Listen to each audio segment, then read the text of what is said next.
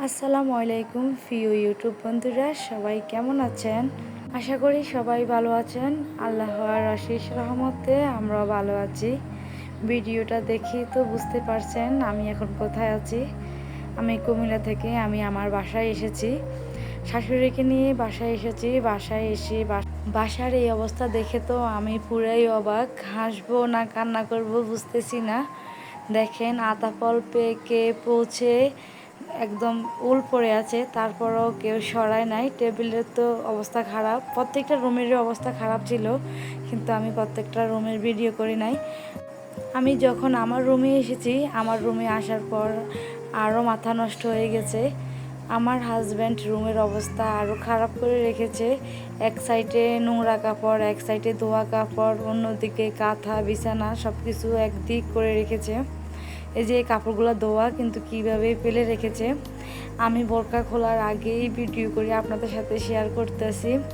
আর বিছানার অবস্থা দেখেন, দুই পাশে দুইটা বালিশ, মাঝখানে একটা বালিশ। মনে হয় উনি ছোট মানুষ, এইভাবে ঘুমিয়েছে। আর খাটের এই যে বালিয়ে খাটের অবস্থা খারাপ হয়ে আছে।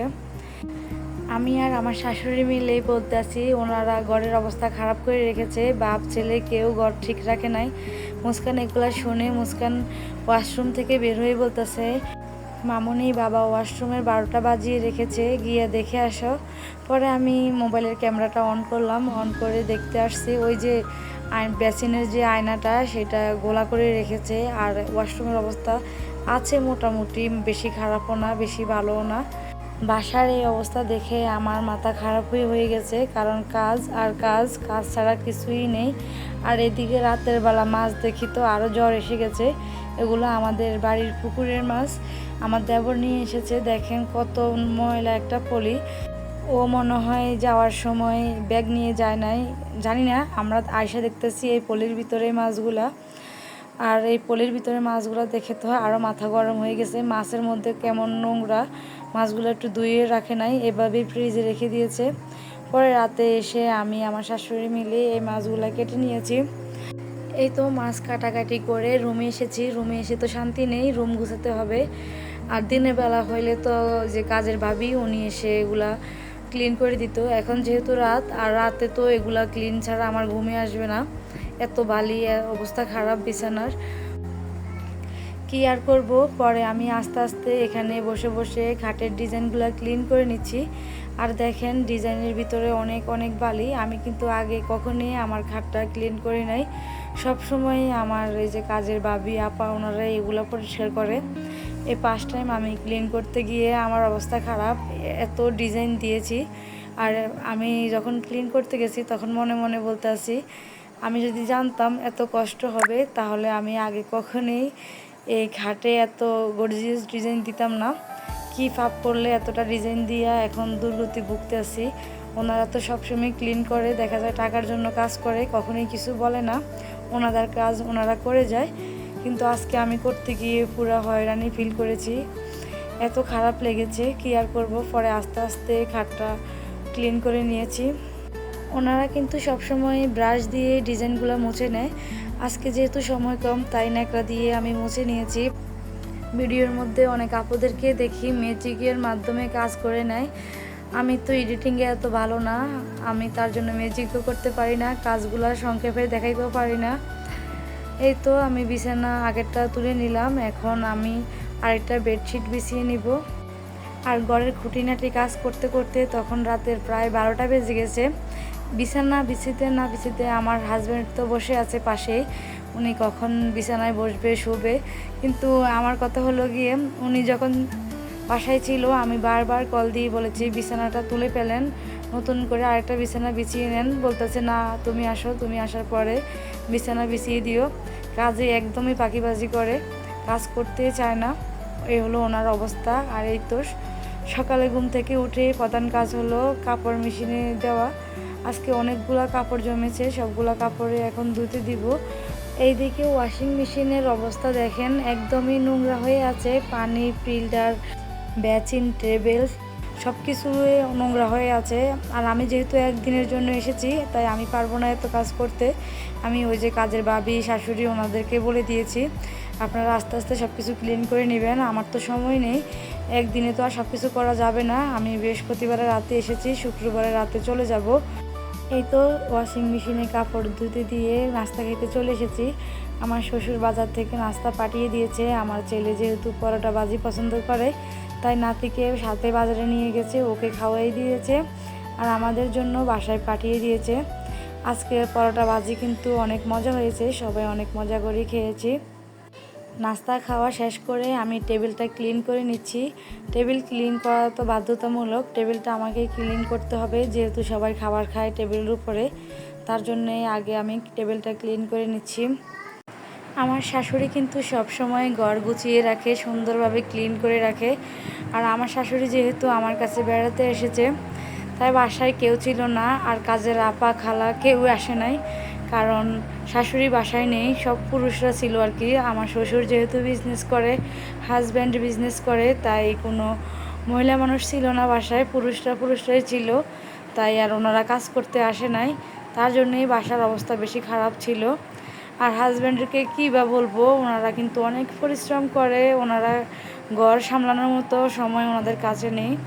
আমি তো কুমিল্লা থেকে রান্না করে পাঠাইতাম, আমার ননদও পাঠিয়েছে, ওই খাবারটাই ওনারা কোনো রকমভাবে খেয়েছে আর দোকানে চলে যেত, রাতে এসে ঘুমাইতো আর সকালে দোকানে চলে যেত।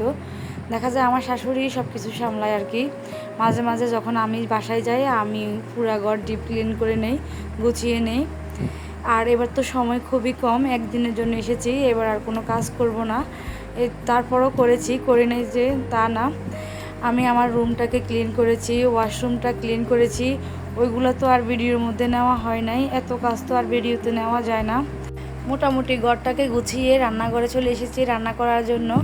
আর মুস্কানের জন্মদিন উপলক্ষে আজকে খুঁটিনাটি রান্না করব আর কি, বেশি কিছু করব না। বাচ্চারা যেহেতু গরুর মাংস পছন্দ করে, এখানে আমি গরুর মাংস নিয়ে এসেছি, বাজারে গেছি, তার মধ্যে হাজব্যান্ডের যেহেতু সময় নেই, আমি গিয়েছি, আমি যাই গরুর মাংস কিনে এনেছি। আর আমি না দরা খেয়েছি আজকে মাংস কিনে, একদমই ঠকেছি, আমি ভালো করে বুঝি নাই।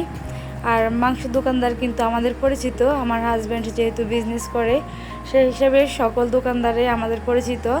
ওনার অনেক কাস্টমার, মানে মাংস দোকানদার বলতে সব দোকানদারে ওনার কাস্টমার, তার জন্যই আমি মাংস কিনতে গিয়ে লজ্জা পেয়েছি। আমার হাজব্যান্ড যদি দোকানদারদেরকে কল দিয়ে না বলতো আমার কথা, তাহলে হতো আমি একটু দেখে শুনে কিনতে পারতাম।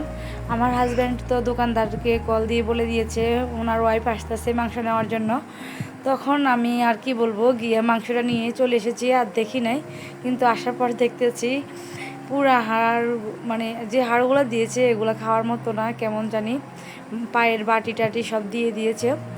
কি আর করব, মাংসটা রান্না করে নিয়েছি। আর আমার আর শাশুড়ি সবসময় বলবে মাংস দেখে কেনার জন্য, সবাইকে বলে, আর আমরা কেউই দেখে কিনি না, যা দেয় তা নিয়ে চলে আসি, সেটার জন্য সবসময় আমার শাশুড়ি আফসোস করে।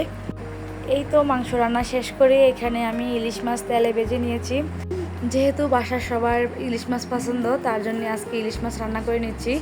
এগুলা কিন্তু পদ্মা নদীর ইলিশ মাছ, আমরা পদ্মা নদী থেকে অনেকগুলো ইলিশ মাছ নিয়ে এসেছিলাম, এগুলা কিন্তু ওইখানকারই মাছ। আজকে ইলিশ মাছ রান্না করা দেখে আবার পয়লা বৈশাখের কথা মনে পড়ে গেল। আসলে সময় নেই আমার, না আজকে খুবই ভর্তা ভাত ইলিশ মাছ এগুলো খেতে ইচ্ছে করছিল। আগে না আমি অনেক ভর্তা বানাইতাম, কিন্তু এখন আর ভর্তা বানানো হয় না, তার জন্যই বেশি আফসোস। সব আপুরা দেখি ভর্তা ভাত খায়, সেগুলো দেখে আরও খারাপ লেগে যায়। এই তো দুপুরের খাবার দাবার খেয়ে বিকেলে আবার ছাদ বাগানে চলে এসেছি, যেহেতু কালকে চলে যাব তার জন্যই এসেছি, তাহলে তো আবার ছাদ বাগানটা মিস করব, আফসোস থেকে যাবে। আর ছাদ বাগানে এসে মনটা জুড়ে গেল, সেটা তো আপনারা নিজেরাই দেখতে পাচ্ছেন। আমার শ্বশুর লাগানো আম গাছগুলোতে মাশাআল্লাহ অনেক আম ধরেছে, আরও বেশি আম ছিল, আমার শাশুড়ি বলেছে সব আম ঝরে গেছে। ওনারা পানি ঠিকমতো দিতে পারে না, যেহেতু শ্বশুর বিজনেস করে, রাতে পানি দেয়, সকালে ওইভাবে সময় পায় না। যদি পানি 2বার দিত, ভালোভাবে পানি দিত, তাহলে আমগুলো মনে হয় ওইভাবে ঝরে পড়তো না, ওনাদের তো সময় নেই। আর বর্তমানে তো অনেক রোদের তাপে অর্ধেক খরায় আর কি আমগুলো ঝরে যায়, দেখা যায় গাছে ওইভাবে পুষ্টি পায় না। আর আমরা না আজকে ছাদ বাগানে অনেক মজা করেছি, আমার ননদ এসেছে, শাশুড়ি এসেছে, আমার ননদের মেয়েটা না হাঁটতে পারে, ও ছাদ বাগানে এসে অনেক আনন্দ করেছে, অনেক সুন্দরে হাঁটাচলা করেছে। আর এদিকে তো আমি আপনাদের সাথে আমগুলো শেয়ার করে নিচ্ছি। আমি না আজকে যখন ভয়েস দিয়েছি অর্ধেক ভয়েস দিয়ে মোবাইলটা রেখে দিয়েছি। রেখে দেওয়ার পর আবার বাচ্চারা আছে, তাদেরকে সময় দিতে হয়, তাদেরকে সময় দিচ্ছি। অন্যদিকে একটা কল আসছিল আমার বোনের মোবাইল থেকে। কলটার আশা করি নাই এমন কল আসবে। সেটা শোনার পর মানে এতটা খারাপ লাগতেছে, বলার মতো ভাষা নেই। কি আর বলবো আপনাদেরকে। আমার বোনের কিছুদিন আগে সি সেকশনে বেবি হয়েছে। তারপর ওনার আজকে ছিল সেলাই কাটার ডেট। উনি হসপিটালে এসেছে, সেলাই কেটেছে। যাওয়ার পর এখন ওনার এত ব্লিডিং, ডক্টর বলতেছে ওনার নাকি যাওয়ার পর জার্নিংয়ে এটা সমস্যা হয়েছিল। কিন্তু আমার বোন বলতেছে জার্নিং থেকে না, এটা হয়েছে সিস্টারদের ভুল ট্রিটমেন্ট থেকে আর কি। ওনারা নাকি ভুল ট্রিটমেন্ট করেছে, তার জন্য হয়েছে। কিন্তু ডক্টর তো আর সেটা স্বীকার করবে না। ওনার অবস্থা খুবই খারাপ, অলরেডি 2 ব্যাগ রক্ত লেগেছে, এতটাই ব্লিডিং হয়েছে। কি আর বলবো, বাসার সবাই অনেক খারাপ অবস্থায় আছে, অনেক চিন্তিত আছে। সবাই আমার বোনের জন্য দোয়া করবেন। আসলে আমি ওইভাবে কথা গুছিয়ে বলতে পারি না, তার জন্যে আপনাদেরকে ওইভাবে বুঝিয়ে বলতে পারি নাই। কেউ কিছু মনে করবেন না। সবাই আমার বোনের জন্য দোয়া করবেন। ওনার ছোট বাচ্চাটার উসিলা আল্লাহ যেন ওনাকে সুস্থতা দান করে। আর এই তো ছাদ বাগানে ঘুরতে ঘুরতে চোখের মধ্যে একটা গাছ পাকা পেঁপে পড়ে গেল। পরে পেঁপেটা পেড়ে নিয়েছি। আর পেঁপেটা দেখেন কতটা সুন্দরভাবে পেকেছে। আর এদিকে আমার ননদের মেয়ে ছাদ বাগানে এসে সে কতটা আনন্দিত দেখে তো বুঝতে পারছেন। ও অনেক খুশি, অনেক হ্যাপি। কারো হাতে ধরতেছে না। আমার শাশুড়ি ননদ আমরা ওকে ধরতে যাচ্ছি, কিন্তু কারো হাতে ধরতেছে না।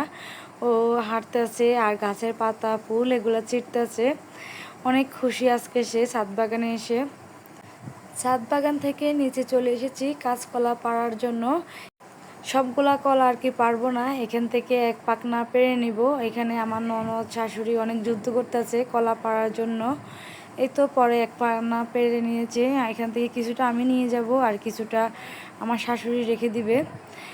কিন্তু কি হয়েছে জানেন, ছোটরা মনে ফলো করেছে এই কলার চারাটা কবে পারবে আর বিক্রি করবে। যখনই দেখেছে আমরা এক পাকনা পেরে নিয়েছি, তখন ওই দিন রাতেই নাকি এই কলার চারাটা কেটে নিয়ে গেছে। সেটা শোনার পর অনেক খারাপ লেগে গেছে।